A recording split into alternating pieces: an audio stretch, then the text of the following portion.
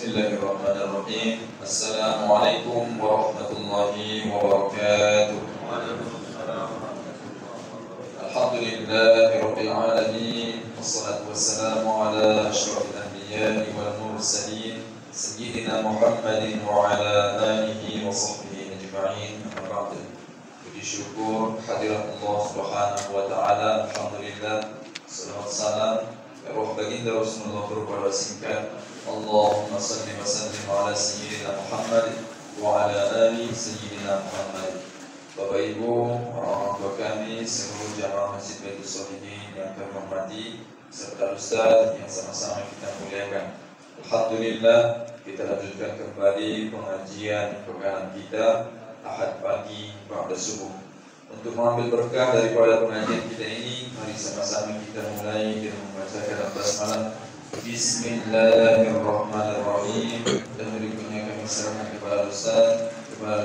Kami persilakan. Assalamualaikum warahmatullahi wabarakatuh. Alhamdulillahi rabbil alamin. نحمده ونستعينه ونستغفره ونستهديه ونعوذ بالله من شرور أنفسنا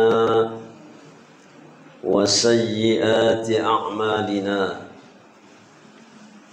من يهده الله فلا مضل له ومن يضلل فلا هادي له وأشهد أن لا إله إلا الله وحده لا شريك له وأشهد أن سيدنا ونبينا محمدا عبده ورسوله الذي لا نبي ورسول بعده أما بعد فقال الله سبحانه وتعالى في القرآن الكريم أعوذ بالله من الشيطان الرجيم بسم الله الرحمن الرحيم يا أيها الذين آمنوا اتقوا الله حق تقاته ولا تموتن إلا وأنتم مسلمون صدق الله العظيم. Yang sama-sama kita hormati Ketua BKM dan semua pengurus Masjid Baitul Shalihin. Yang saya hormati semua Bapak Ibu yang berhadir. Mudah-mudahan hadirnya kita di tempat ini dijadikan Allah sebagai sebab segala urusan kita, urusan dunia, urusan akhirat dimudahkan oleh Allah Subhanahu wa taala. Asy-Syaikh Ibnu Athaillah As-Sakandari menyebutkan dalam kitab beliau Al-Hikam, ma nafa'al qalba syai'un mithlu uzlatin yadkhulu biha maidan al-fikrati. Ma nafa'al qalba, tidak ada sesuatu syai'un yang lebih bermanfaat bagi hati seseorang itu melainkan mithlu uzlatin, dengan uzlah, yadkhulu biha, sehingga orang tersebut dengan uzlahnya masuk maidana fikratin, ke dalam maidan fikrah. Apa yang dimaksud oleh beliau? Hati kita sangat membutuhkan perbuatan uzlah. Apa yang dimaksud dengan uzlah? Uzlah itu mengasingkan diri, sebagaimana Sayyiduna Rasulullah sallallahu alaihi wasallam sejak berusia 30 tahun, 5 tahun setelah pernikahan beliau dengan Sayyidatuna Khadijah, Rasul itu sering mengasingkan diri jauh dari istri, jauh dari anak-anak, jauh dari masyarakat. Tempat itu namanya Ghar Hirain, Gua Hira. Mudah-mudahan tahun 2025 ini kita semua masuk ke Gua Hira. Berarti umroh, bukan berarti pergi ke sana masuk doang kan. Di goa itu Nabi Sallallahu Alaihi Wasallam berpikir. Apa yang dimaksud dengan berpikir? Sayrul qalbi ila hadratir Rabbi. Hati itu merenung kepada Tuhan yang Maha Esa, yakni Allah.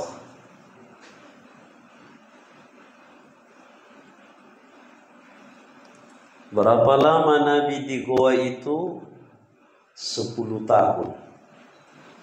Sampai kemudian di goa itu jugalah Nabi menerima wahyu yang pertama. Menurut jumhur ulama, surah yang pertama turun adalah surah Al-Alaq. Meskipun nanti ada pendapat yang lain dari itu. 10 tahun, siang, malam, kadang beliau pulang ke rumah.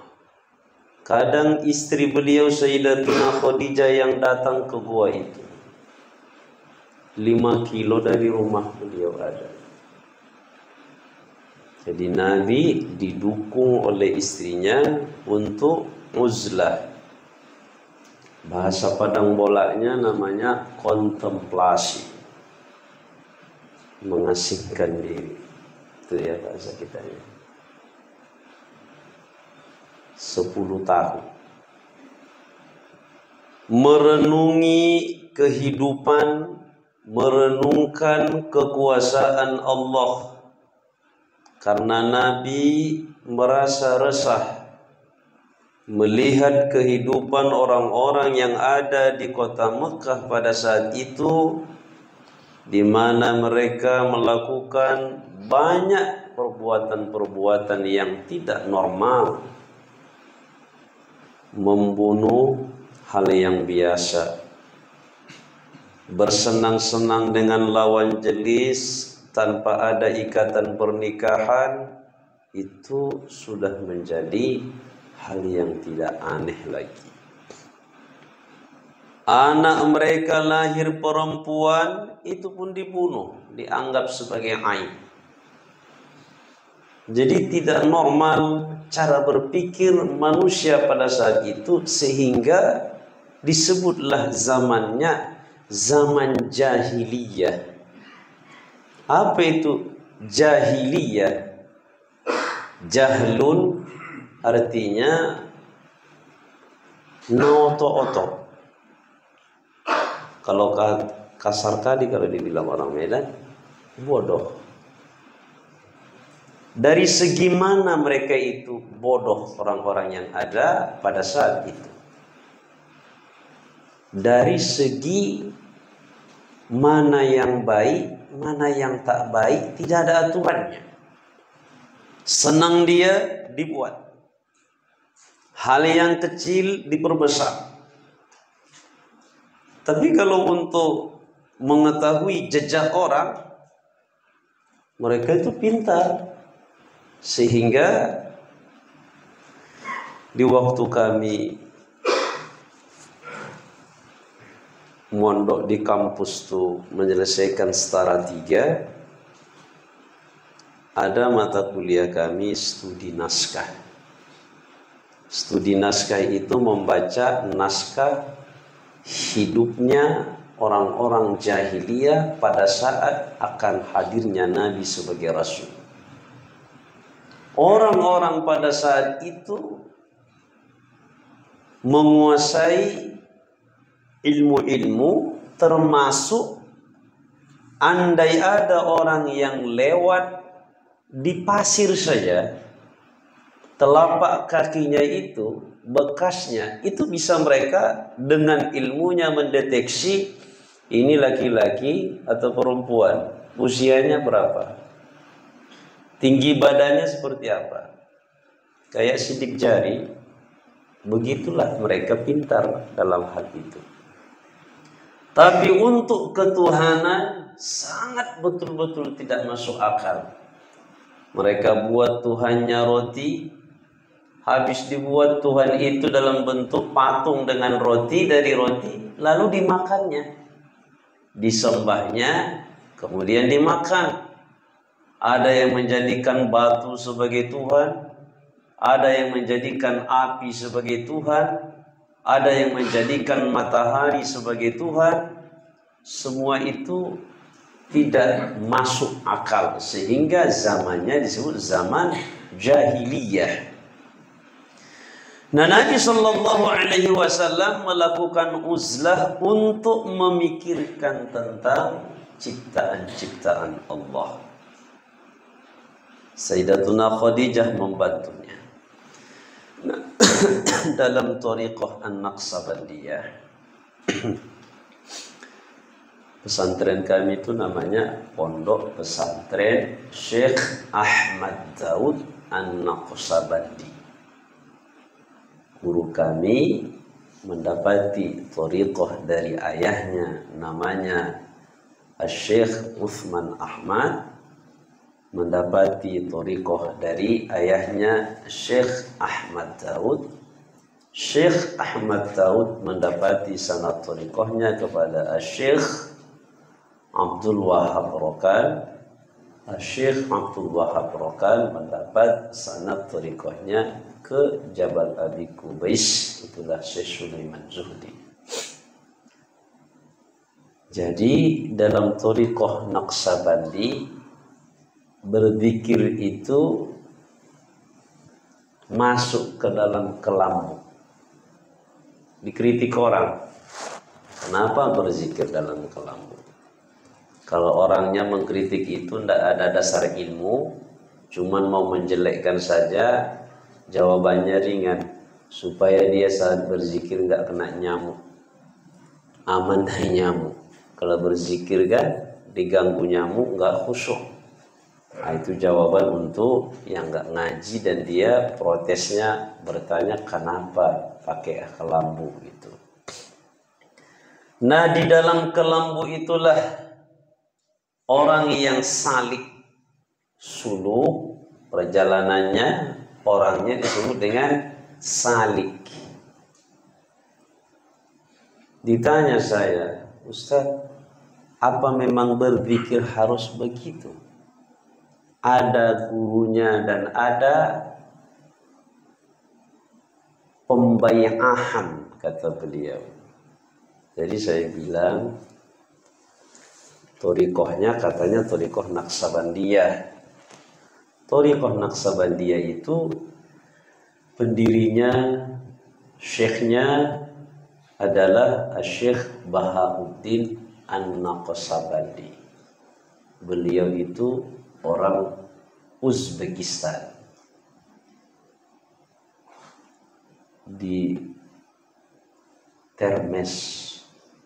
Alhamdulillah tahun lalu saya sudah berangkat ke situ ziarah ke kuburan beliau. Syekh Bahauddin An-Naqsabandi. Ditutup kuburan. Ditutup. Kalau kuburan yang lain, waktu berangkat ke sana, saya langsung pegang kuburan Syekh Imam Al-Bukhari, Al-Imam At-Tirmidzi, Al-Imam Ad-Darimi, Al-Imam At-Tirmidzi Al-Hakimi, Al-Imam Abu Mansur Al-Maturidi, sampai kepada sahabat Nabi Sayyiduna Qusam Ibnu Abbas. Tapi khusus kuburan Syekh Bahauddin An-Naqsabandi nggak bisa kita masuk. Ada sekitar 1 hektar lokasi pekuburan itu. Tapi untuk kubur beliau, kuburannya itu ditutup. Sehingga tidak ada akses untuk masuk ke kuburnya. Khusus kuburnya.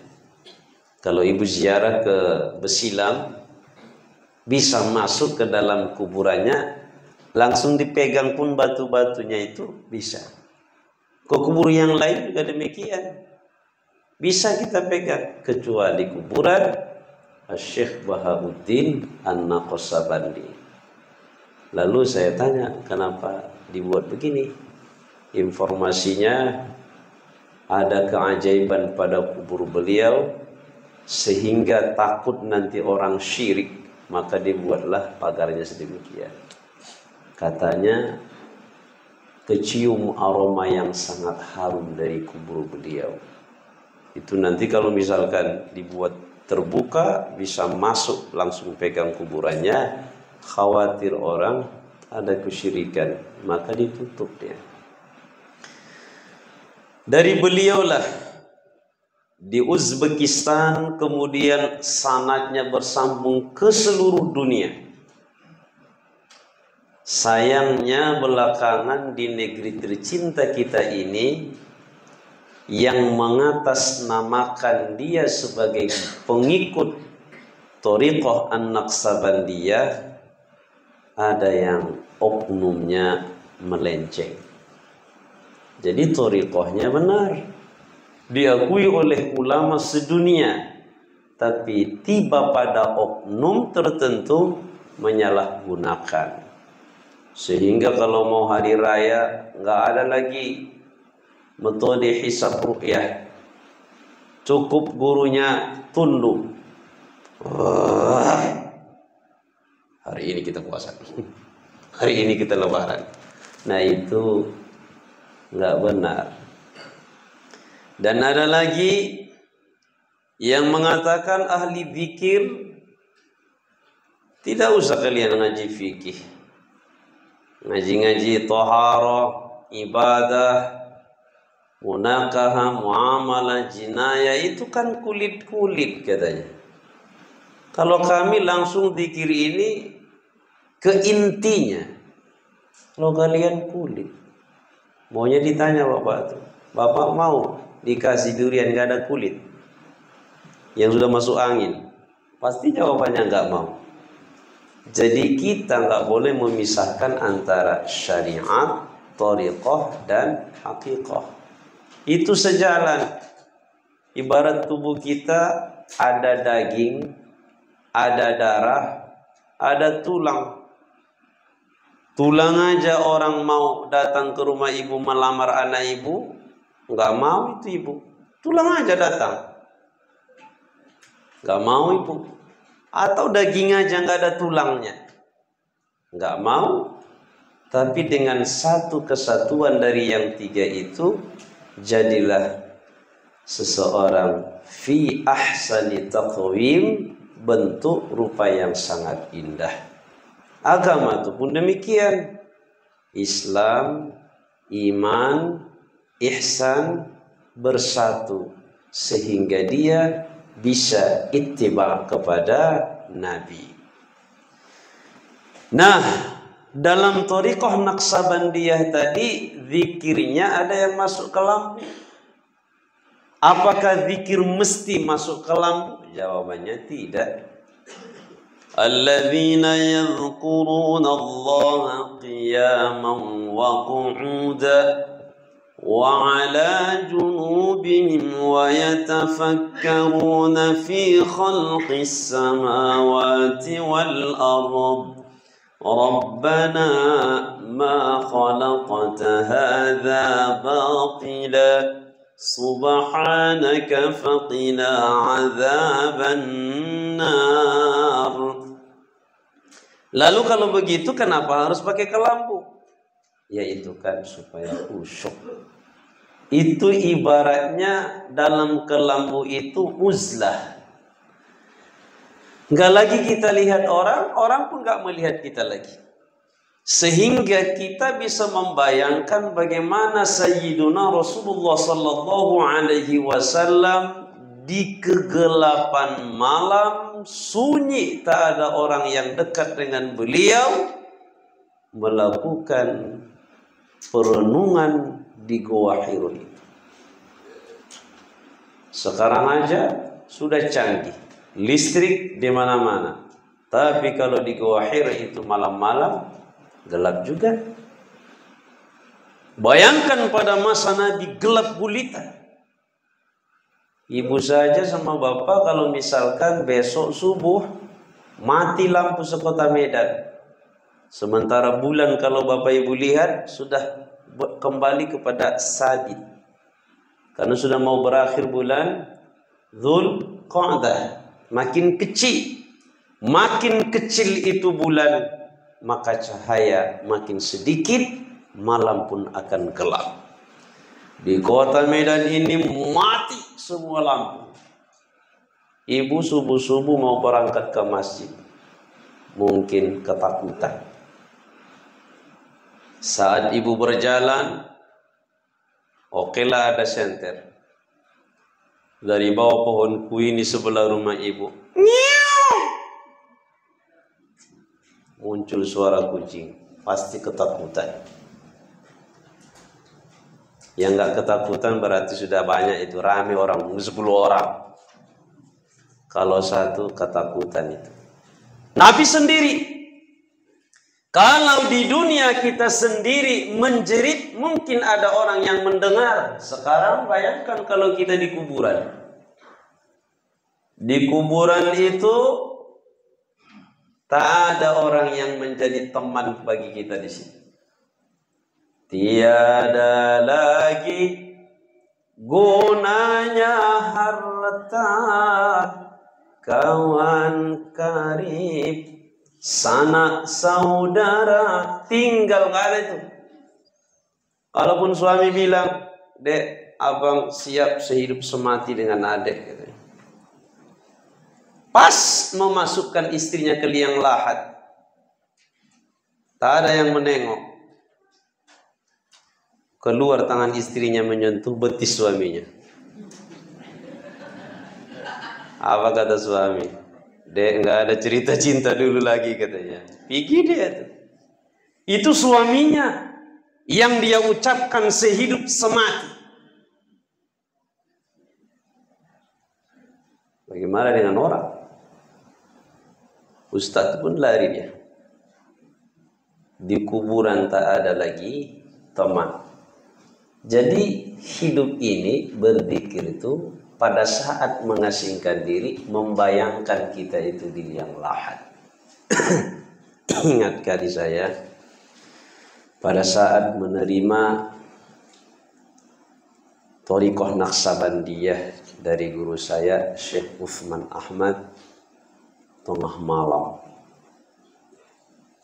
santri-santri sudah semua tidur. Disuruh di masjid itu pertama sebelumnya mandi taubat, kemudian berwudu, sholat sunnah taubat, lalu kita posisinya miring seperti di liang lahat, berbaring sendiri di dalam masjid tengah malam, lampu dimatikan, dan kita ditutup dengan kain putih, kain kafan. Begitulah kita diajari baca.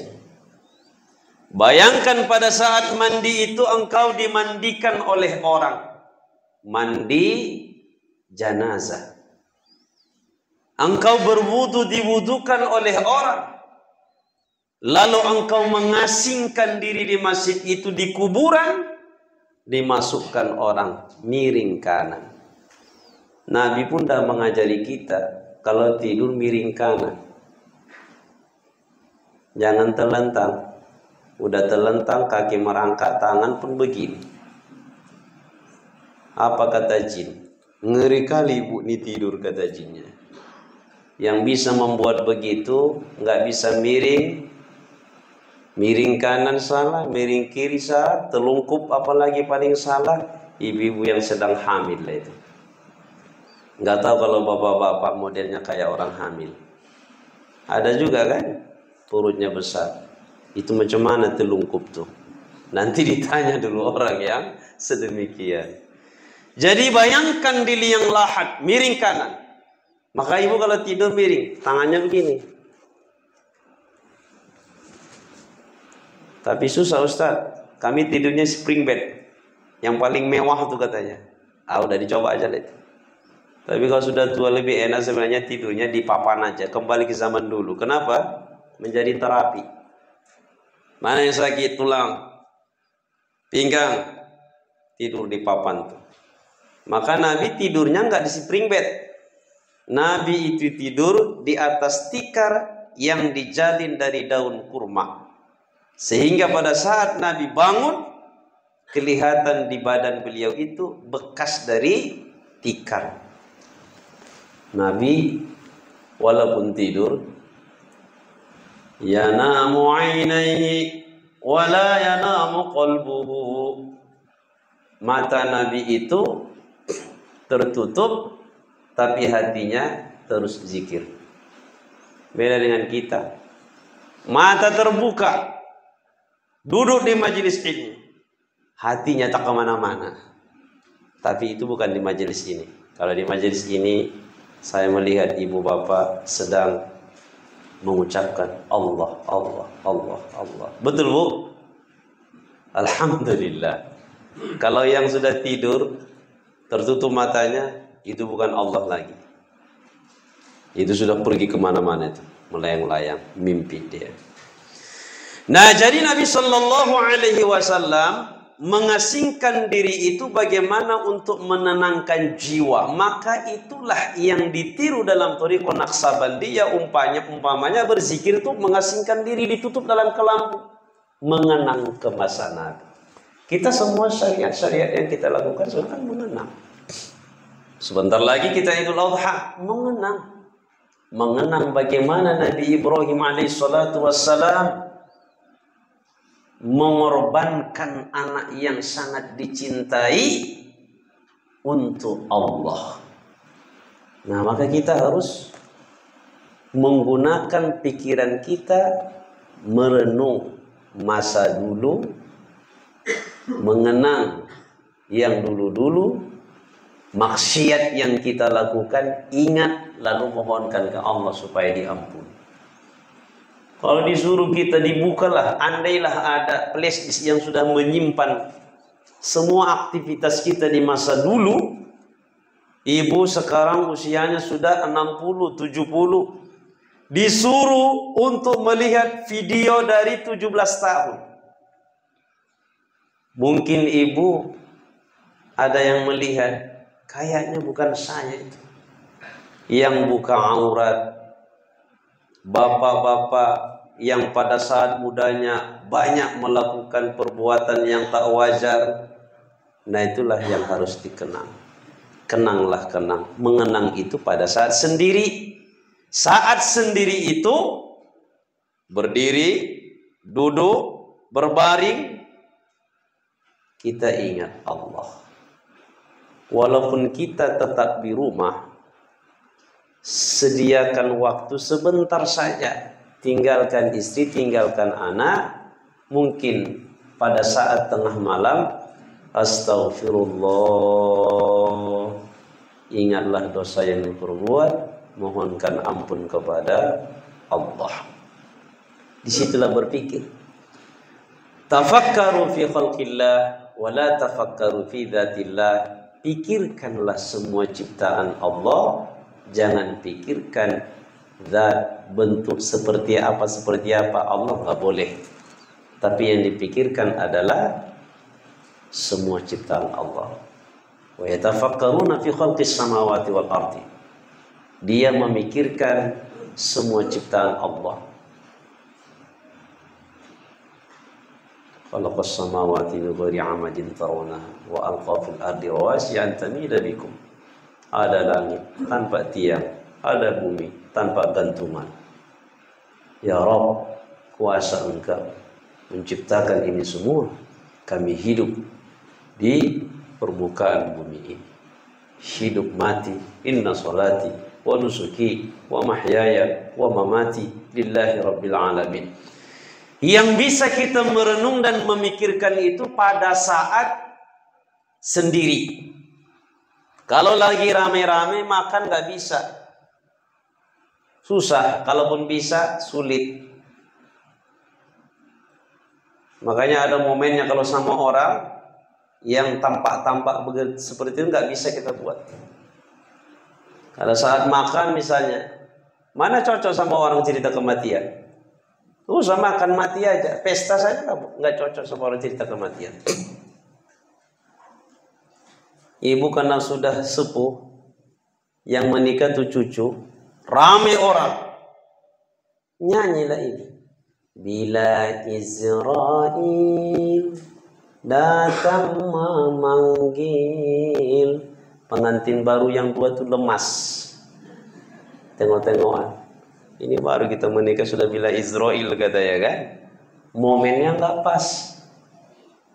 Pada saat kita sendirilah yang paling pas untuk mengenang semua yang sifatnya ukhrawi, misalkan kematian. Qala al-Junaid radhiyallahu anhu, ashraful majalisi al-julusu ma'al fikrati fi maidan at-tauhid. Kata Syekh Al-Junaid Al-Baghdadi radhiyallahu anhu, majlis-majlis yang paling mulia adalah majlis di mana di situ duduk ma'al fikrati, sambil memikirkan fi maidanit tauhidi, tentang ketauhidan Allah, keesaan Allah. Jadi itu bagus tuh majlis itu. Maka kita buatlah tempat seumpama itu. Wa qala Syekh Abu Hasan radhiyallahu anhu, thamarul uzlati adh-dhufru bimawahibil minnati. Uzlah itu memiliki buah, di mana buahnya itu kita mendapati banyak nikmat dari Allah Subhanahu wa ta'ala. Kata Syekh Ibnu Ajibah, ada banyak manfaat ketika kita menyisihkan waktu walaupun sebentar untuk memikirkan tentang hadratil Rabbi, memikirkan tentang kita sebagai makhluk, Allah sebagai Khalik. Peran kita di mana, tugas kita di mana, kita sebenarnya dari mana, kita sedang di mana, dan mau kemana. Dari mana kita, sedang di mana kita ini sekarang, kita mau kemana. Dan jawabannya harus luas. Kalau singkat yang nggak ngaji, dari mana? Dari Johor. Sedang di mana? Masjid Baitul Sholihin. Mau kemana? Nanti mau ke pesta. Selesai, nggak ada lagi kaji kalau begitu. Tapi kita dari mana kita? Wa min ayatihi an khalaqakum min turab thumma idza antum basharun tantashirun. Lalu kita sekarang di mana? Mau ke mana kita? Perjalanan kita ini menuju akhirat. Maka Allah sebut dalam Al-Quran, walal akhiratu khairul laka minal ula. Akhirat itu khair, lebih baik daripada al-ula, yakni dunia. Satu hari di akhirat 1000 tahun di dunia ini. Jadi singkat hidup kita di dunia ini, tapi yang singkat itu menjadi penentu bagaimana kita hidup di akhir nantinya. Makanya dunia ini kan darul imtihan, tempat di mana kita banyak menghadapi ujian. Akhirat darul jaza, dibalas apabila kita lulus di dunia ini menjawab ujiannya dengan surga. Gagal ujiannya, balasannya neraka. Karena itu Bapak Ibu yang dirahmati Allah, meluangkan waktu sebentar, kata Asy-Syaikh Ibnu Ajibah, wa'lam anna fil khalwati asratu fawaidah. Ada 10 faidah kalau kita dalam hidup ini menyisihkan sedikit waktu mengasingkan diri. Uzlah tu khalwat tu mengasingkan diri. Mengasingkan diri macam mana? Apakah pergi ke Sungai Johor sana di pinggirnya? Tidak. Cukup ibu ke sudut rumah, apakah di dalam kamar, di ruang tamu, ada tempat mengasingkan diri. Ada seorang ulama namanya Al-Imam At-Tirmidzi Al-Hakim. Beliau adalah ahli tasawuf, seorang sufi. Beda dengan Al-Imam At-Tirmidzi ahli hadis. Saya melihat dari kuburan beliau itu ada lubang besar. Lubang besar itu dalamnya 5 meter. Ada sekitar 5 meter. Masuk kita ke dalam. Lalu di dalam tuh ada lubang kecil lagi. Ternyata semasa hidupnya beliau di Uzbekistan, di dalam goa itulah, di dalam lubang itulah beliau sekitar 700 tahun yang lalu siang malam menyisihkan waktu untuk berkholwat, berzikir. Tidak disemen, ke longsor, enggak juga berisi air. Kuasa Allah. Sampai hari ini dibuat lampu ada di dalam. Gunanya apa? Untuk mengenang orang dulu. Beliau itu Al-Imam At-Tirmidzi Al-Hakimi, kalau misalkan berzikir ada tempat khususnya. Kalau misalkan di daerah Yaman itu banyak bukit, karena Yaman itu lembahnya itu. Lembah. Dataran tinggi lembah. Jadi orangnya di lembah.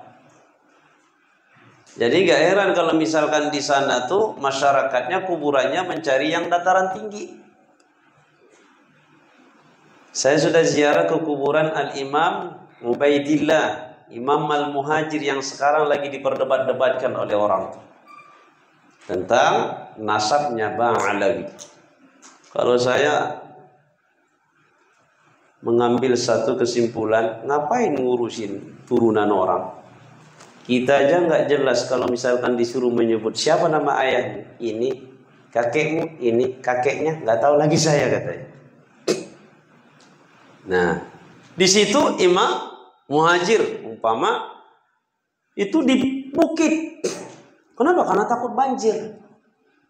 Kalau banjir benam, maka dicari dataran tinggi di pinggir-pinggir bukit itu. Dan tingginya bukit itu di lembah. Mereka itu di lembah. Bukitnya itu nanti sampai 500 meter tingginya.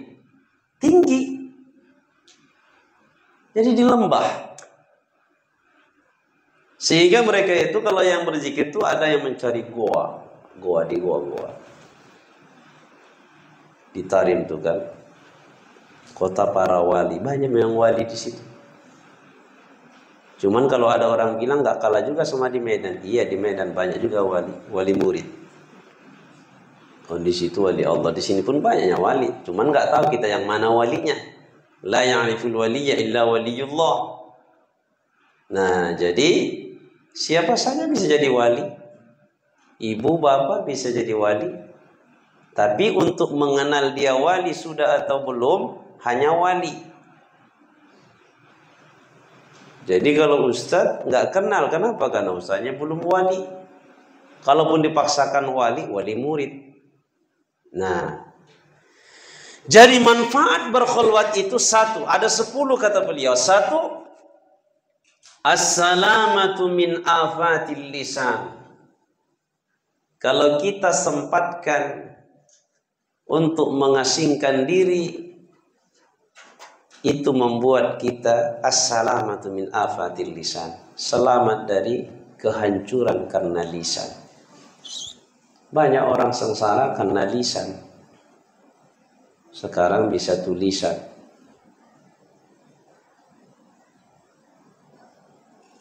Lidahmu adalah harimau. Sekarang banyak orang diam tapi nulis di Facebook, Instagram, WhatsApp, jarimu adalah harimau. Berkhulwat, mengasingkan diri, memikirkan ciptaan Allah, berzikir mengenang dosa-dosa yang dulu, memohon ampun kepada Allah. Mana sempat lagi menggibah, mana sempat lagi namimah, mana sempat lagi main handphone. Sisihkan waktu. Allah berulang kali dalam Al-Quran, afala tatafakkarun, afala yatadabbarun, fa'tabiru ya ulil awsar, ulil albab. Itu semuanya menyuruh supaya berpikir.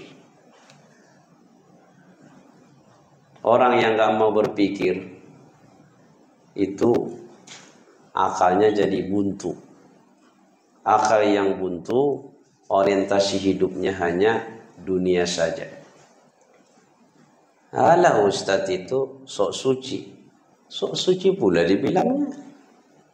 Semua kita hidup di dunia, membutuhkan dunia, tetapi jangan sempat kita mengorbankan agama untuk dunia.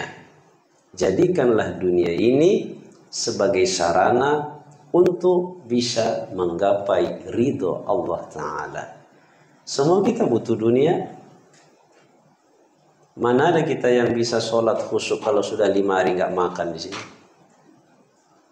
Rok-rok kata perut. Ar-Rahman kata imam. Allamal Quran. Setengah pula surah Ar-Rahman tuh. Geram jadinya dia. Purit dah, bunyi-bunyi perut. Nah, tapi dengan berkhulwat itu, dunia ini bukan tujuan, tapi dia adalah jembatan menuju kehidupan yang kekal abadi selamanya.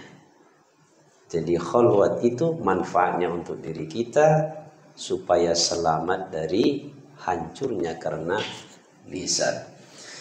Yang kedua, manfaat khulwat itu bagi diri kita. Walaupun tidak bisa mengasingkan diri selama-lamanya, nggak bisa tuh.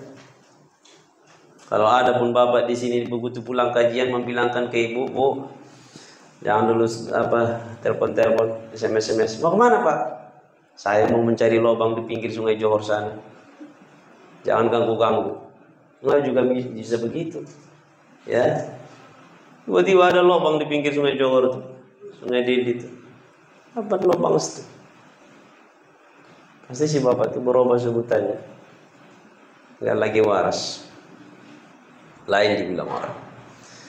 Nah, jadi yang kedua, hifdzul basari wassalamatu min afatin nadhar. Dengan berkhulwat itu menjadi sebab selamat kita dari pertama basornya. Yang kedua ini basor kita, pandangan kita terjaga dan selamat dari kehancuran gara-gara pandangan. Semua dari pandangannya. Yang kita pandang tuh banyak. Yang baik alhamdulillah, yang tidak baik itu bisa berbahaya. Pandangan, lisan, lalu pandangan. Dari mana datangnya lintah, darilah sawah turun ke kali. Dari mana datangnya cinta, darilah mata turun ke hati. Kalau bagus cintanya karena Allah, iya. Tapi cintanya bisa tidak bagus, menggiring orangnya kepada kemaksiatan, itu karena tidak pernah berkhulwat sehingga mata itu bebas untuk melihat apapun. Mata kita banyak ya dilihatnya. Dari mata turun ke hati, hati itu kemudian dikuasai oleh syaitan sehingga yang dilihat itu menggiring kepada kemaksiatan. Maka orang yang tidak dikasih oleh Allah nikmat pandangan mata tapi rajin beribadah, Allah akan memberikan nikmat pandangan mata hati yang sangat terang. Seorang yang tidak bisa melihat, tunanetra, dia diselamatkan oleh Allah dari banyak dosa. Gak lagi ditengoknya apa yang dilihat di televisi. Gak lagi ditengoknya apa yang lewat di jalan raya. Tidak lagi ditengoknya apapun yang dilarang oleh Allah untuk dipandang mata. Selamat. Kita dikasih Allah pandangan mata, alhamdulillah. Jangan pula nanti berdoa supaya dicabut oleh Allah nikmat pandangan mata. Alhamdulillah dengan pandangan mata, tapi ada cara supaya dia selamat, yaitu dengan khulwat. Yang ketiga, hifdzul qalbi wa sawnuhu 'anir riya'i wal mudahanati wa ghairihima minal amradi. Yang mau meluangkan waktunya untuk berkhulwat meskipun sebentar, hatinya akan dijaga oleh Allah, hatinya akan terjaga dibuat oleh Allah, jauh dari riya dan tipuan-tipuan yang sifatnya duniawi. Hatinya jadi bagus. Yauma la yanfa'u malun wala banuna illa man atallaha biqalbin salim. Nanti di akhirat yang bahagia apabila dia bertemu dengan Allah membawa hati yang selamat. Inna Allah la yanzuru ila suwarikum wala ila ajsamikum walakin yanzuru ila qulubikum wa a'malikum. Hadits riwayat Imam Muslim. Yang dilihat Allah dari kita adalah hati. Tapi banyak orang lebih mengindahkan penampilan. Wajah bagaimana supaya kelihatan putih. Beli bedak ini, bedak ini, bedak ini. Dia nggak tahu kalau tangannya hitam. Akhirnya wajahnya putih, kulit badan yang lain hitam. Lebih mengedepankan keindahan wajah. Lebih mengedepankan kegagahan fisik.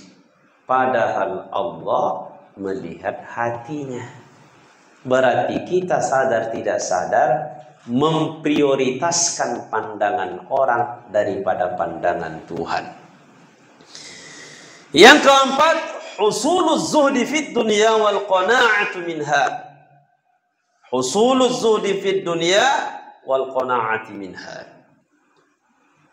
Dengan khulwat tadi, maka kita akan mencapai akhlak zuhud di dunia.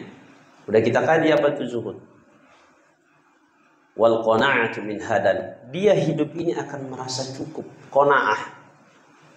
Qana'ah itu artinya merasa apa? Cukup. Itulah arti daripada takwa. Kata Sayyidina Ali, takwa itu al-khawfu minal jalil wal amalu bit tanzil wal ridha bil qalil wal isti'dadu li yaumir rahil. Itulah substansi daripada takwa itu. Yang mengatakan adalah Sayyidina Ali.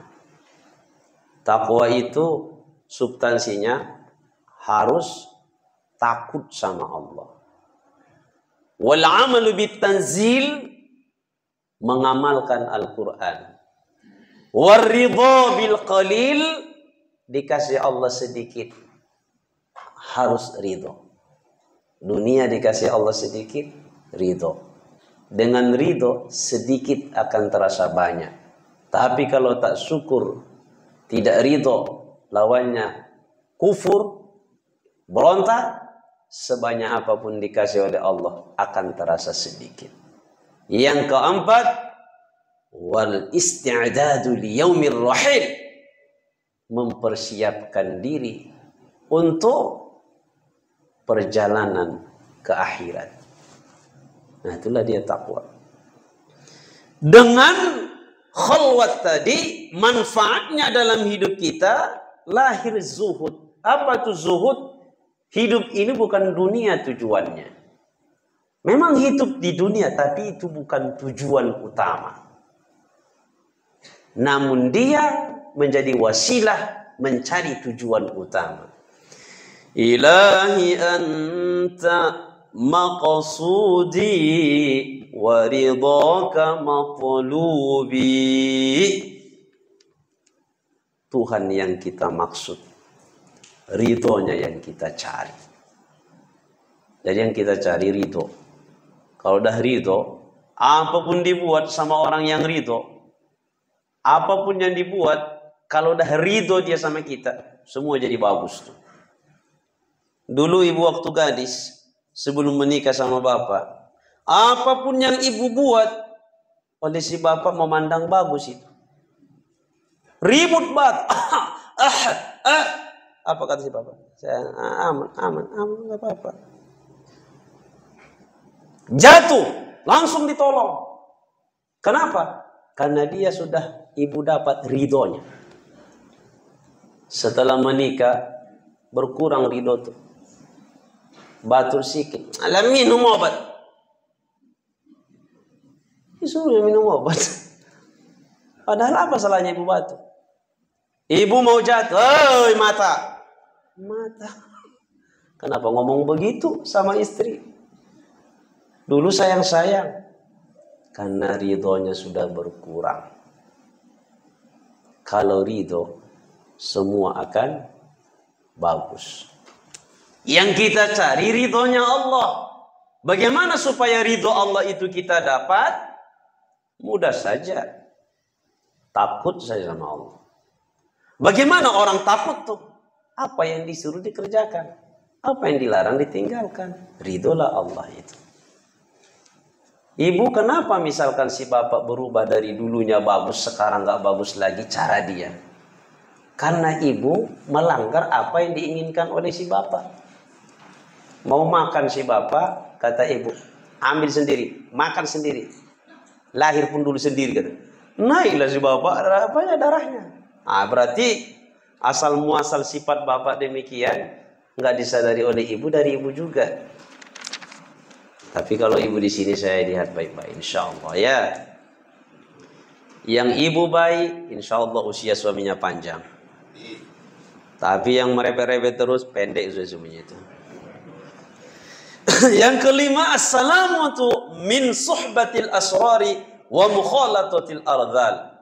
Dengan khulwat itu kita selamat dari persahabatan dengan orang-orang yang buruk. Dikasih Allah kecerahan hati sehingga kita berteman dengan orang yang baik. Kalaupun ada orang yang kurang baik, itu bisa kita tarik kepada kebaikan. Bukan malah kita yang diseretnya ke dalam kemaksiatan. Jadi membawa kedamaian kepada orang. Yang keenam, at-tafarrughu lil ibadati wadh-dhikru wal 'azmu 'ala at-taqwa wal bir. Dengan khalwat tadi dia akan senang dengan ibadah, senang dengan zikir, dan dia istiqomah dengan ketakwaan dan selalu berbuat baik kepada orang. Itu manfaat khalwat tadi. Lalu kan sudah lembut hatinya. Yang ketujuh, wijidanu halawati ta'at. Yang suka melakukan khalwat tadi, dia akan mendapati manisnya ketaatan. Ada orang di majelis nggak tahan, kakinya mau bawaannya selonjor aja.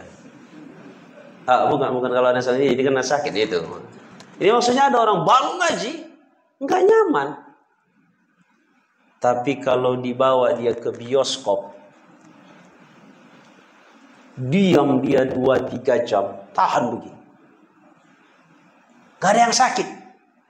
Kenapa? Karena dia sudah mendapati manisnya bioskop tuh. Kalau manisnya majelis ilmu didapat, nyaman dia, tenang dia. Kalau ada orang pacaran nggak boleh. Kalau ada perempuan duduk dengan laki-laki bersamaan yang saling suka sama suka, dosanya ini. 2 jam duduk mereka bersama, rasanya seperti 15 menit. Kenapa bisa begitu? Karena dia mendapati nikmat duduk bersama itu. Apalagi sambil menyanyi, andai aku bulan, andai aku bintang, aku yang jadi langitnya, kata si laki-laki. Ya indah mereka rasa itu. Sehingga waktu 2-3 jam kayak 15 menit. Jadi orang yang berkhalwat, dia akan mendapati manisnya ketaatan. Salat imam tuh baca surah apapun nyaman dirasanya. Tapi kalau tidak mendapat manisnya taat itu, Allahu Akbar, ghairil maghdubi alaihim waladdallin. Bismillahirrahmanirrahim. Idza waqa'atil waqi'ah. Dia diantamnya surah Al-Waqi'ah ini katanya. Berontak. Kenapa? Itu panjang. Mau dia, inna a'tainakal kautsar. Inilah imam super katanya. Enggak ada manis, enggak dia rasa manis taat itu, sehingga apa? Berontak bawahnya. Apanya Ustaz? Ceramah lama kali dah ada 50 menit. Berontak. Kenapa? Karena dia belum mendapatkan manisnya. Yang kedelapan, rohatul qalbi wal badan. Ketika kita berkhalwat, mengasingkan diri untuk mengenang, mengingat yang disebutkan tadi, hatinya rohat, istirahat. Badannya juga istirahat, tenang. Maka sebenarnya tidur itu nikmat. Nikmat kali tidur. Nikmat betul tuh tidur. Tapi kalau ada bapak ibu yang 2 jam atau 1 jam di waktu sahur, dia zikir, dia beribadah, itu paginya lebih nikmat lagi terasa oleh si bapak itu. Dibanding yang tidur, bangun dia, hayya 'alas shalah. Di situ baru dia bangun. Paginya kurang semangat. Tapi yang bangun tadi kelihatan semangat dia. Dan itu langsung ke hati. Hatinya rohat, badannya juga segar. Apalagi mandi dia. Siapa yang membiasakan mandi sebelum subuh, dia akan awet muda. Tapi kalau sudah tua Ustaz, ya awet tua. Orang waktu kalau mau mandi itu waktu mudanya itu kan. Kalau sekarang ya sehat aja gitu ya. Nah awet muda tuh.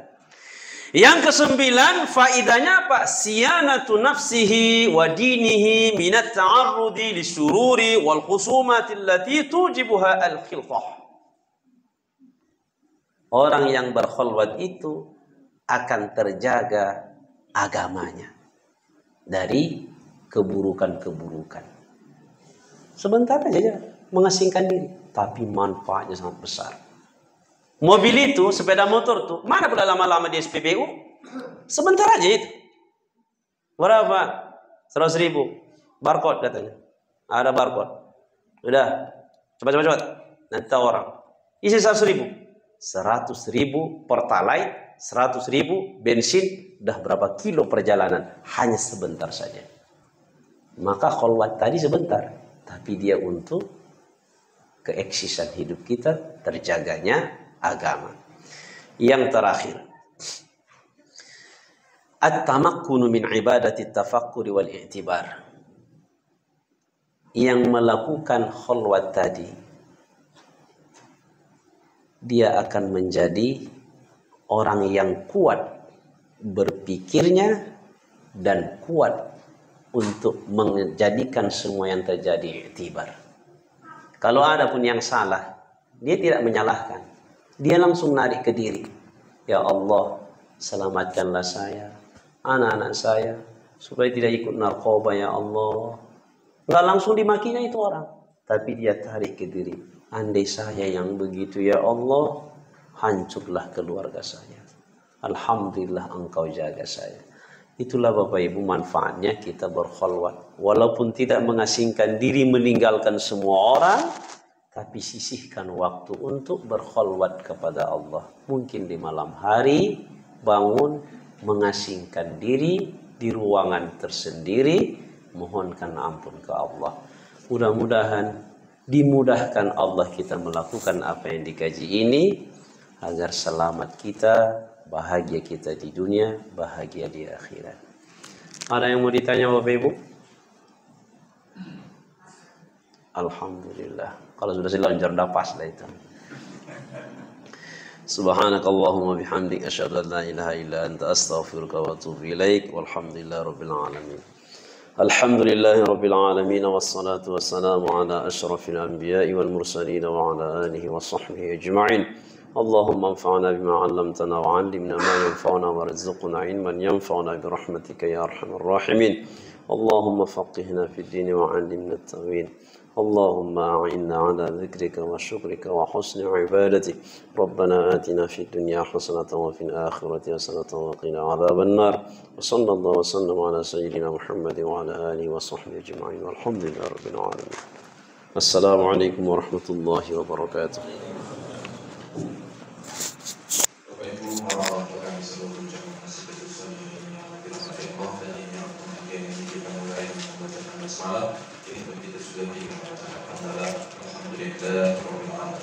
Assalamualaikum warahmatullahi wabarakatuh.